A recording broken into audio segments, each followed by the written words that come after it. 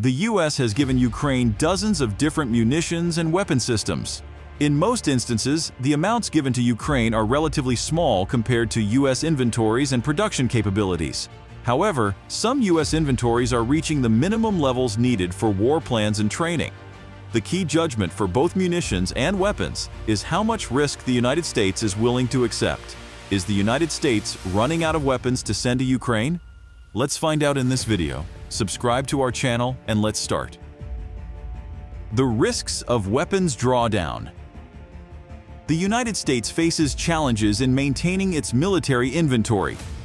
To ensure operational readiness, there's a need for sufficient equipment for units, maintenance, and training. It's possible to reallocate equipment from late deploying units in times of need, like temporarily outfitting artillery batteries with fewer howitzers. But this approach has drawbacks, including training difficulties and political resistance, especially within the National Guard. For munitions, stockpiles are crucial for various war plans, with different scenarios involving China, North Korea, or Europe.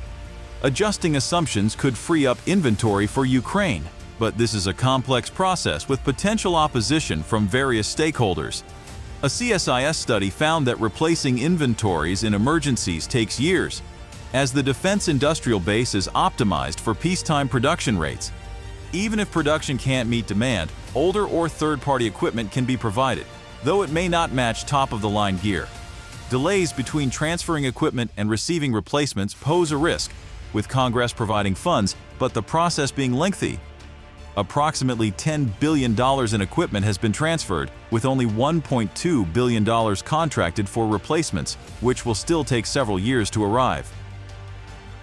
Now let's talk about status of weapons and munitions inventories. MLRS rockets.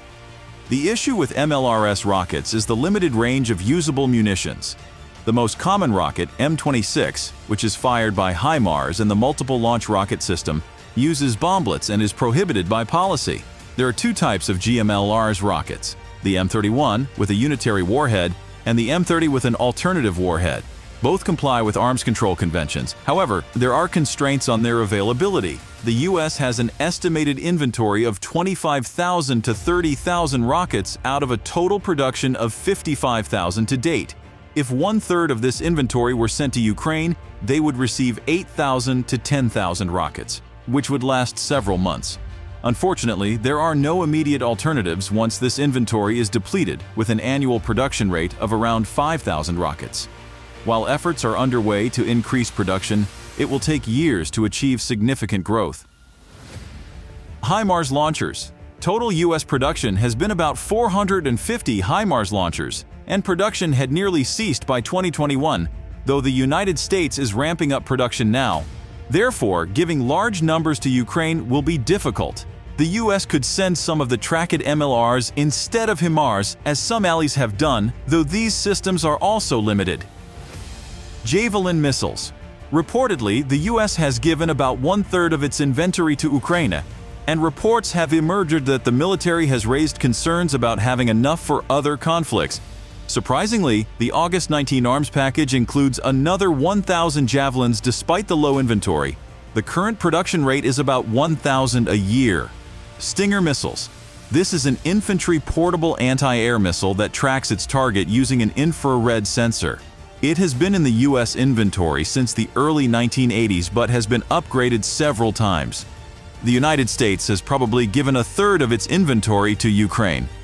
The production line is warm, being kept open by a small foreign sale, so the US can build a few additional systems and has added funding to do that. However, DoD is thinking about acquiring a follow-on missile rather than replacing the lost inventory with Stingers 1-for-1. M777 155mm artillery howitzer. The US towed artillery system, used by infantry units, had roughly 100 excess systems due to the Marine Corps' transition from cannon artillery to rocket launchers under Force Design 2030.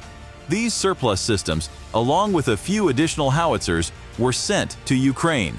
In total, around 1,000 systems were produced, with equal distribution between the US Army and Marine Corps. production ceased some time ago, making it unlikely to find many more units without reducing existing howitzer numbers. Instead, the U.S. is sending the available M119-105V BT howitzer, as many units have shifted to the heavier 155mm. Alternatively, older 155mm howitzers like the M198 could be sent from storage. Counter-artillery radars. These radars detect the trajectory of an enemy artillery shell and can calculate where the firing unit was. This allows Ukrainian artillery to attack enemy artillery rapidly. Transfers probably include several different kinds of radars. Unclear is the effect on U.S. inventories, but these systems are not numerous. Switchblade and Phoenix Ghost UAS. These two systems are small kamikaze drones that can loiter while they look for a target and then attack. They are essentially experimental. Small numbers of Switchblades have been produced for the armed forces over the last 10 years, with some being used in Afghanistan, but it was not a program of record. Phoenix Ghost has been in development as a technology demonstrator, an effort to show what could be done but without the commitment of a full acquisition program. Because these programs are experimental and without any formal acquisition objective, the transfer to Ukraine does not affect U.S. inventory requirements. Indeed, the war in Ukraine will act as a massive testing program to see whether these weapons or some version should be distributed widely in the U.S. military. M113 Armored Personnel Carrier. These tracked vehicles, known as battlefield taxis, offer troop protection but lack tank-like armor or weaponry. The U.S. has produced around 80,000 since the 1960s, with numerous variants used worldwide. Some U.S. units are switching to the armored multi-purpose vehicle. Despite the large quantity of M113s produced and available for transfer to Ukraine, the main constraint is the time needed for repairs and training to make them operational.